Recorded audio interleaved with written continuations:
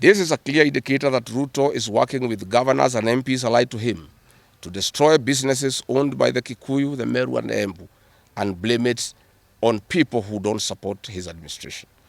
This is a tactic that was used by the colonialists with collaborators who searched earth policy and torched buildings and businesses and blamed it on the Mau Mau. This divide and rule tactic will not work, Mr. Ruto. We know that in Meru, they want to use this mayhem to blame Mithika Linturi. In Embu, they have already blamed Mkonji Gitonga. In Kitengela, Iron Gong, they want to target Senator Seki and MP Onesmus Ngogoyo. In Nyeri, they are trying to haunt Honorable Kagusha. And in Kirinyaga, they are targeting Senator Murango. We want to remind President Ruto that it is not the Kikuyus who want him out of office. It is the entire people of Kenya. Kenyans are suffering equally across the country. That is why Kenyans have said, if you, Mr. William Ruto, believe that it is the Kikuyus who want you out, then all Kenyans are Kikuyus. I want to thank the people of Kenya for standing out against this tribal profiling of the Kikuyu. The people of Kenya yesterday did wonderful by saying that the Kikuyus should not be profiled. This morning, I've seen Ruto quivering and wailing in uncontrollable anger. Mr. Ruto, excessive anger is not a solution. I want, with a lot of humility, to advise you to stop being angry. That will not help. You need to know what you need to do because you have not been listening to the people of Kenya. The people of Kenya are more angry than you are. They are angry because you have overtaxed them. There is wanton corruption. There is abductions and extrajudicial killings. There is ethnic profiling and other ills that bedevil your administration. If you want to be calm, please abolish the housing levy and give dignity to the payslip. I have heard you saying that you cannot give jobs to the young people. Please restore the dignity of the payslip. Restore the capacity of the middle class. The middle class will give jobs to these young people. Stop killing and profiling the young people. Listen to them.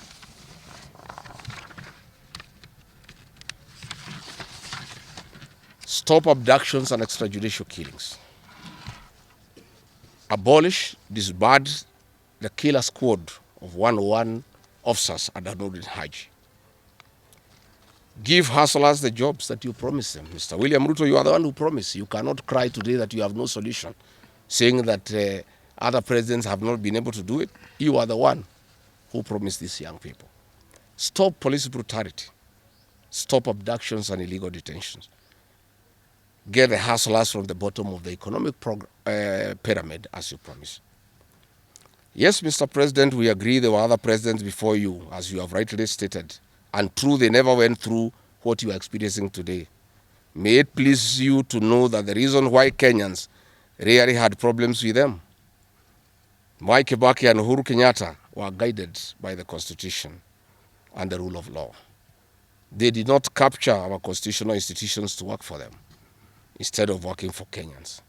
They never killed children. They never attempted to build churches in State House. They never organized militias to destroy people's property and kill them. That is why you have a problem. And we also want to remind you that Mwai Kibaki had a difficult time from you, William Ruto. Videos are everywhere. You cannot say that Mwai Kibaki did not face resistance. It's on record that you gave hell to President Kenyatta for 5 years.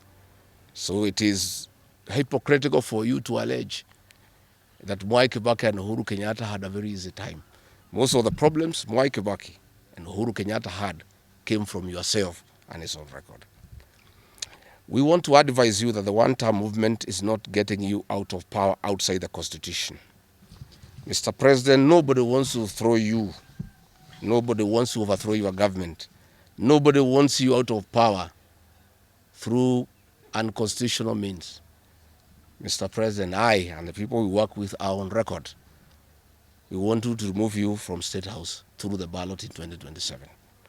This narrative you are creating that there is an attempt to overthrow your government is for you to have the opportunity to use the Terrorism Act to profile communities and to persecute leaders who are opposed to your administration. Please relax. We want you to serve your one term. Nobody wants you out of government, and constitutionally, nobody has any plan to overthrow your administration, Mr. President. We want to face you on the ballot in August 2027. So just relax and stop crying wolf that anybody wants you out of office unconstitutionally.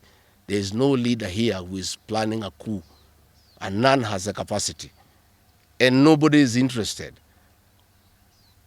The leaders in this country, and indeed 95% of the Kenyan population, want to humiliate you at the ballot. They will relish that moment. None of them would want you to go out through any other method, unless, of course, you decided to resign on your own volition. So please stop creating this narrative. This narrative is to enable you to use anti-terrorism law to persecute leaders and to persecute the Kikuyu community. If you speak out online, Mr. President, you want to use the Terrorism Act to harass people. If you dare challenge your administration, you want to use the Terrorism Act to deal with people who are opposed to your administration.